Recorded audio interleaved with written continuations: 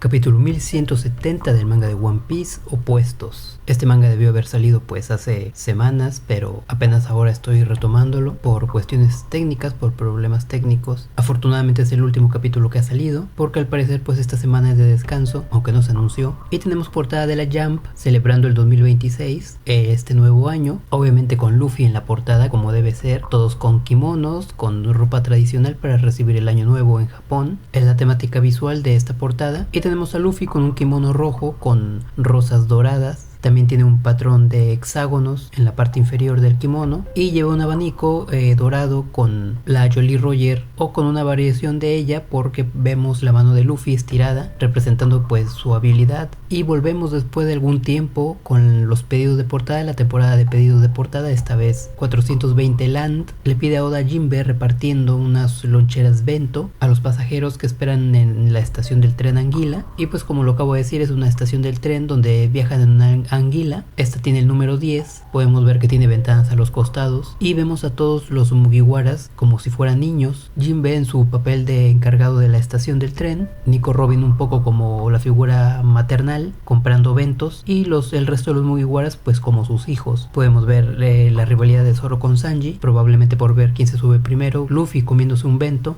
Y pues me pareció una portada un poquito floja. Espero que esto no sea un indicativo de la salud de Oda. Y empezamos este 1170 con un error en las primeras viñetas, y es que Loki había logrado llegar hasta la habitación donde se encontraba el tesoro, la Akuma no Mi legendaria. Se encontraba en el área del marco de la puerta, en el que podemos ver que hay cadenas. Y Ragnir con su peso hace que el piso se vaya abajo, lo que nos demuestra que además de ser muy poderoso, pues también es bastante pesado, incluso para un gigante. El detalle viene precisamente cuando el suelo se viene abajo. Podemos ver a Loki que se cae junto al piso, siendo que estaba pues ya en el marco de la puerta. De alguna manera pues Oda lo retrocedió para que no pudiera alcanzar la Akuma no Mi. Es lo que yo considero pues un error, porque ya estaba ahí a 1 centímetro de entrar a la puerta, y aquí podemos ver pues que está bastante lejos. Luego volvemos con Harald, que también pues va bastante lento para ser alguien que busca la Akuma no Mi y el martillo Ragnir. Supongo que por el bien de la trama pues Oda lo ralentizó con esta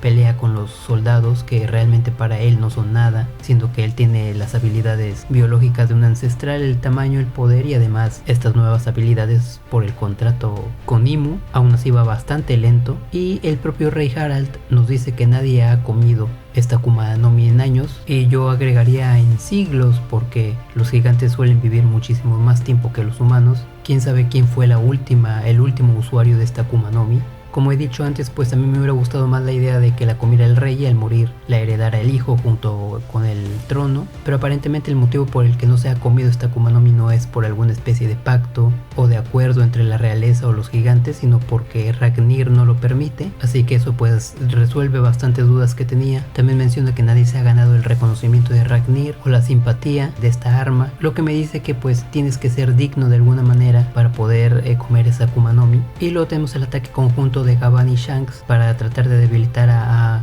Harald. Le cortan esta vez una pierna utilizando Haushoku en sus ataques. Gavan dice que cada vez que lo atacan con este haki del rey pues lo debilitan un poco más, y al parecer la forma de vencer a los usuarios de la inmortalidad por contrato pues es debilitándolos poco a poco, cortándoles pedazos de sí, constantemente bombardearlos con haki del conquistador. Yo me esperaba pues una resolución un poquito mejor, simplemente seguir atacando sin parar hasta que el enemigo ya no resista más. En el caso de Shebek pudimos ver que después de una lluvia de ataques con haki del rey y después de que su cuerpo se despedazó pues volvió a reconstruirse, pero esta vez supongo yo que de una forma en la que ya no tenía esa inmortalidad. Va a pasar algo bastante diferente en este 1170 con la muerte de Harald. Así que en resumen pues la debilidad de los usuarios de inmortalidad por contrato son los ataques imbuidos no en haki sino en haki del rey. Shanks pues se queda un poco impresionado y le pregunta que cómo es que sabe todo esto de estas debilidades. Gavan le explica que En varias ocasiones los caballeros de Dios se encontraron con el barco de Roger y los caballeros pues le exigían que entregara a Shanks porque ya sabían que él se encontraba en alguno de los barcos de God Valley. Seguramente Shanks, cuando creció y se volvió más visible y empezó a combatir junto con los adultos, pues se dieron cuenta de los rasgos, el hecho de que era un niño y de que era pelirrojo y de que era muy parecido a Shamrock. El caso es que cada vez que fueron confrontados por los caballeros de Dios, pues Gavan era el encargado de darles una paliza a los caballeros de Dios. Seguramente estuvieron combatiendo mucho con ellos. También me pregunto cómo habrían sido los primeros combates, por lo menos los primeros dos, porque ellos no conocían ninguna debilidad de ellos, no conocían estas habilidades de inmortalidad. Debieron haber sido muy difíciles las primeras batallas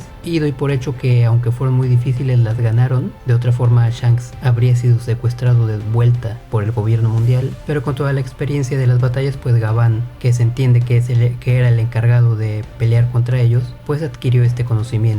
También podemos ver en el barco que solamente un caballero de Dios aparece, todos los demás son personal armado del gobierno mundial. Parece que solamente enviaban a uno o máximo dos caballeros de Dios a buscar a Shanks. Gavan también habla acerca de que los caballeros de Dios lo sorprendieron porque a pesar de ser también tenribitos, santos, pues estos sí sabían pelear y sabían defenderse. Shanks, después de escuchar todas estas historias, pues se queda impresionado por la vida que pudo haber tenido si hubiese llegado a ser secuestrado. A Shanks le aborrecen estas personas y le da escalofríos pensar en cómo hubiese sido su futuro. Y Gavan habla de que todo esto fue el destino. Entiendo yo que a lo que se refiere es al hecho de que Shanks haya terminado como parte de la tripulación de Roger y no en Tierra Santa como estaba predestinado a que sucediera. Al ser hijo de Garling y al ya haber planes para él en su vida, pues las cosas terminaron de esta forma, siendo un pirata. Así que entiendo que a este giro de los acontecimientos que ya estaban predestinados, pues es a lo que Gavan llama destino. Luego volvemos con Loki peleando contra Ragnir. Vemos que Ragnir pues está un poco cansado.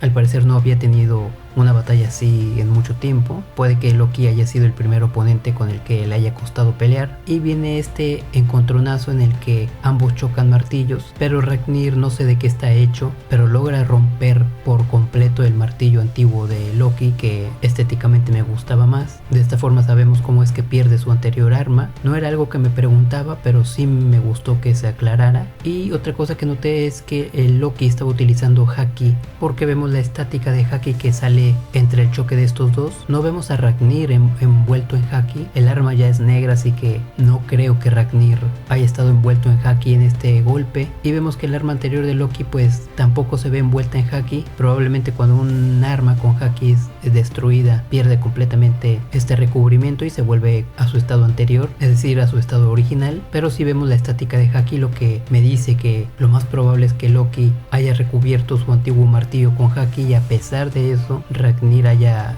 destruido esta arma sin necesidad de Ragnir utilizar haki de armadura. Y otra cosa que noté pues es que el mango por donde se toma esta arma pues es extremadamente pequeña. Hay que recordar que la primera vez que vimos a Loki encadenado llevaba a Ragnir en su espalda y el mango cruzaba toda su espalda. No sé si esto es un error de Oda, si olvidó que el tamaño de Ragnir era muy largo, del mango por lo menos, o si esto es como las espadas de Oden en manos de Zoro que de alguna forma encogieron. Sea como sea, Ragnir queda completamente desorientado por el golpe y podemos ver por primera vez su forma animal, y es la de una pequeña ardilla, o podría ser una gran ardilla dado a que son gigantes. Vemos que el golpe le provocó un chipote en la cabeza a Ragnir, un diseño bastante adorable para ser una de las armas más poderosas del mundo de One Piece, un contraste de esos que le encantan a Oda. Y inmediatamente pues esto me hace pensar que Ragnir es un martillo que comió entre comillas una Akuma no Mi, en este caso la de la ardilla. Ya hemos visto que esta tecnología por parte de Vegapunk es posible. Sin embargo, como dije hace viñetas atrás, este martillo estuvo protegiendo la Akuma no Mi legendaria durante siglos, lo que es imposible conectarlo con Vegapunk porque Vegapunk no había existido en ese entonces. Probablemente había una forma natural, muy rara, muy escasa, estadísticamente muy improbable de que un arma comiera una Akuma no Mi. pero Ragnir logró hacerlo de alguna forma. No sé si lo habrán intencionado los gigantes de aquel entonces, si Ragnir lo hizo por sí mismo, que sería bastante raro, si hubo alguna forma mágica de hacerlo. El caso es que es muy claro que es un arma que comió una Akuma no Mi, a menos de que haya otra explicación más adelante, que sería interesante también si hubiese otra. Y hablando de la tecnología de armas u objetos que comen Akuma no Mis, pues es algo que me quedó a deber Egghead. Me hubiera encantado saber esos secretos. Teníamos al Dr. Vegapunk, al creador de esta tecnología, y jamás se tocó el tema. Creo que ya no habrá forma de saber cómo se hacía esto, a menos o que lo explique Lilith, lo cual me parecería bastante extraño porque Oda no se va a parar a explicarnos algo así, siendo que ahora va a redoblar la velocidad del manga, o que en esta oportunidad donde Ragnir apareció pues se explique. Y hablando de esta ardillita, pues dentro de la mitología nórdica existe la figura de la ardilla, en este caso representada como Ratatosk, una ardilla que vivía en el árbol Yggdrasil y que subía desde las raíces hasta la copa y desde la copa hasta las raíces, con la única función de llevar insultos entre estos dos legendarios seres de la cultura nórdica, que son el dragón Nidhogg y el águila que vive en la copa del Yggdrasil. Lo que hacía esta ardillita era que iba con uno, tomaba el mensaje, por ejemplo, de Nidhogg, subía hasta la copa con el águila y le empezaba a decir una serie de insultos y cosas que realmente Nidhogg no había dicho. Es verdad que existía una rivalidad muy fuerte entre estos dos seres mitológicos, sin embargo el trabajo de Ratatosk era avivar aún más el fuego y la enemistad entre estos dos seres, inclusive llegando a mentir o modificar el mensaje, así que la figura de la ardilla pues ya está justificada dentro del folclore de la mitología nórdica. Y el hecho de que Ragnir se mueva por sí solo, como apareció en el capítulo anterior antes de revelarse que era una ardilla, pues me recuerda mucho al martillo Mjolnir, el legendario martillo de Thor, que parecía tener también conciencia propia, aunque este pues no resultó ser una ardilla ni ningún otro animal. Y aunque no está confirmado todavía, pues ya podemos decir virtualmente el Ragnir es usuario de la Risu Rizunomi, de la fruta de la ardilla, a menos de que Oda tenga otra explicación que no tenga que ver con las Akuma no Mis, o que cambie el nombre de la Akuma no Mi a algún derivado como Inu Inu no Mi modelo Risu o algo así, pero no creo. Luego volvemos con Gavan y Shanks y pues están teniendo difícil vencer a Harald, y Gavan dice que esta es la primera vez que ve a un usuario de inmortalidad por contrato utilizar Haki del Conquistador. Si por ahí alguien tenía la teoría de que no se podía utilizar Haki del Conquistador teniendo la inmortalidad, pues ahora se acaba de descartar porque Harald posee este Haki, y parece que es poco común que los caballeros de Dios tengan Haki del Conquistador. Es interesante pensar por qué. Yo el Haki del Conquistador lo asocio con el egoísmo y con la autopercepción de ser un rey como Luffy. Luffy es bastante egoísta, quiere todo para él mismo, no se considera un héroe y se autopercibe pues como el futuro rey de los piratas. En contraposición también tenemos a Doflamingo, que es bastante egoísta, solamente que su egoísmo va dirigido hacia acciones negativas y se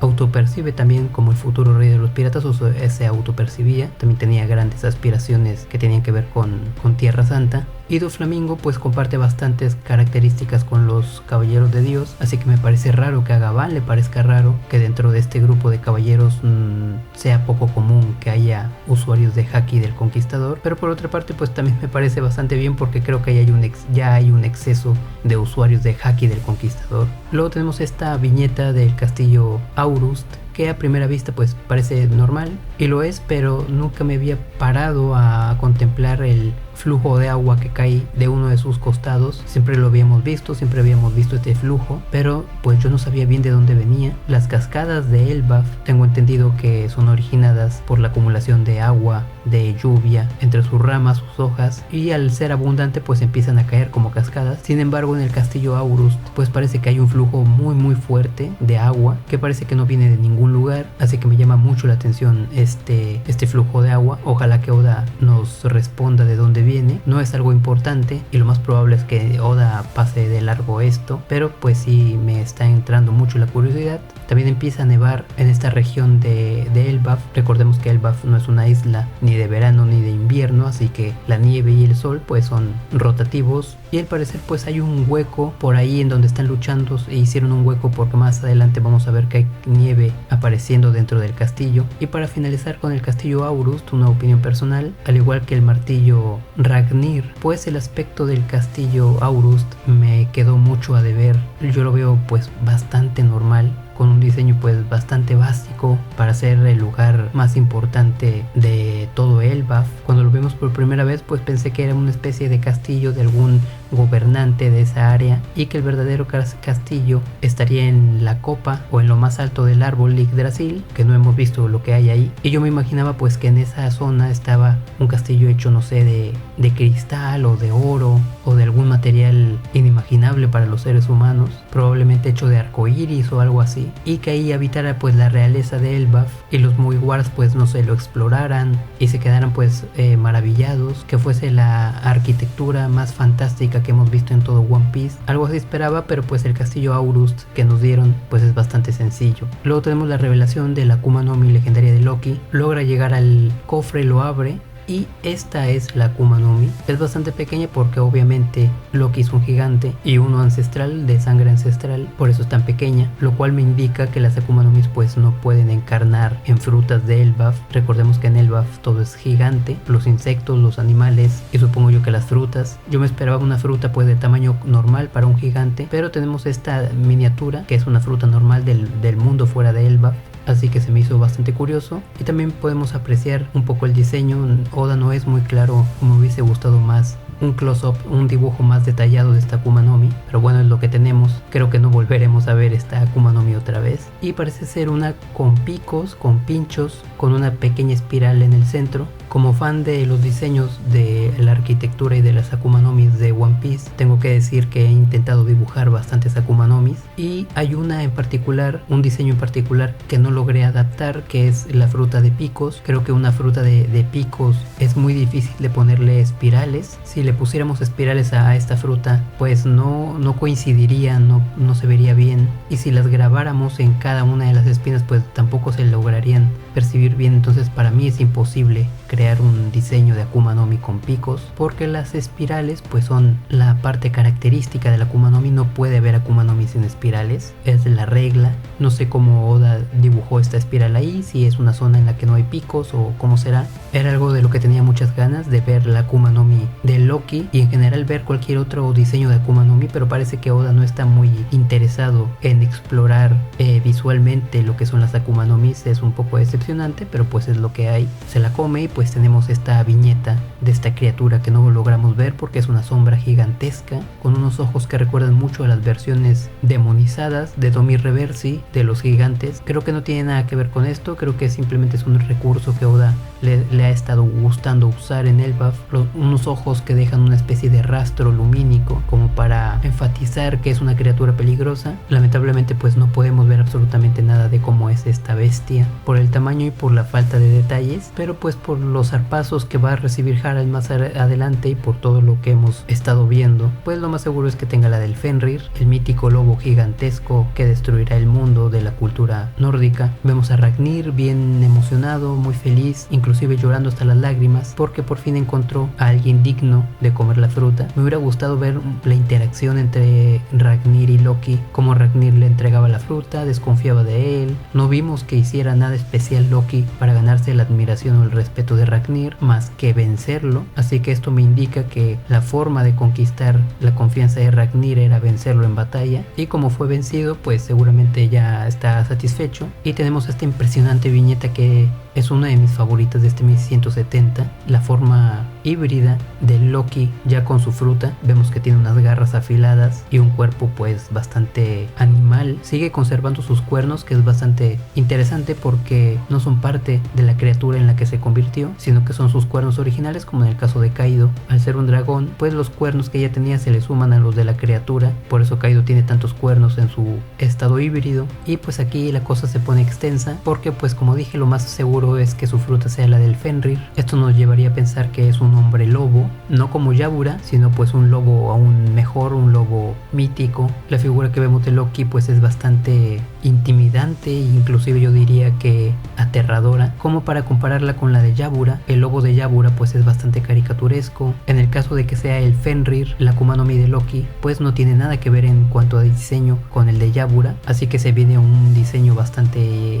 realista. Y hay un detalle que estoy notando, que son las orejas puntiagudas de los lobos. Los lobos tienen estas orejas ya por todos conocidas. ¿Cuál es el problema? Que Loki no las tiene, no podemos verle orejas, a pesar de que hay una especie de neblina fría que parece estar rodeando a Loki y que tapa su sombra, la parte de la cabeza, pues no hay ninguna seña de que tenga orejas puntiagudas. Como dije, lo único que podemos ver son sus cuernos. El hecho de que no estén esas orejas puntiagudas y el hecho de que su rostro esté un poco más afilado, pues me hacen pensar que existe una pequeña posibilidad de que no sea la fruta del Fenrir. Tengo que aclarar que a mí no me gustaría que fuera, y también me es inevitable pensar en lo aterrador que se ve, ya lo había dicho pero lo vuelvo a repetir, lo aterrador que se ve la silueta de Loki en su estado híbrido. Me recuerda mucho a los dioses egipcios, estos seres con cuerpo humano y cabeza de animal, sobre todo a lo que sería el dios Set, esa esencia misteriosa y aterradora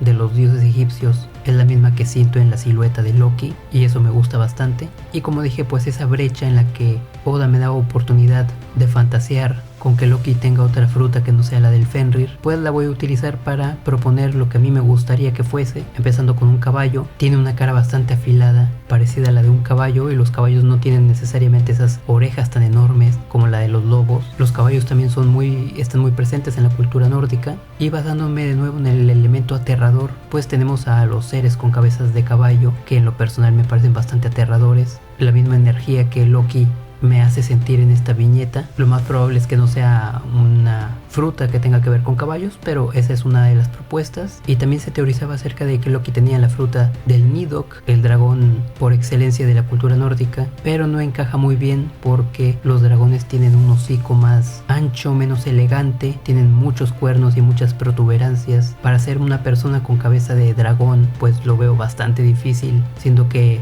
las líneas curvas del rostro de Loki en su estado híbrido pues no dan para que sea un dragón. Y a mí me hubiera encantado que Loki, ya lo he dicho muchas veces, lo dije en el capítulo pasado, lo he dicho como 20,000 veces antes y lo vuelvo a decir, me hubiera encantado que Loki hubiese tenido una fruta muy similar a la de Luffy para que tuvieran una pelea ridícula y llena de diversión. Habría sido la batalla perfecta para mí de One Piece. Por primera vez Luffy estaría peleando con un igual en cuanto al concepto de su fruta, pero por desgracia pues esto no va a ser así. Sin embargo, existe la minúscula probabilidad de que sea la fruta de la hiena, un animal que suele reírse, que popularmente está asociado con la burla, y Oda podría crear pues una especie de dios o de bestia mítica de una hiena que también tenga poderes de caricatura.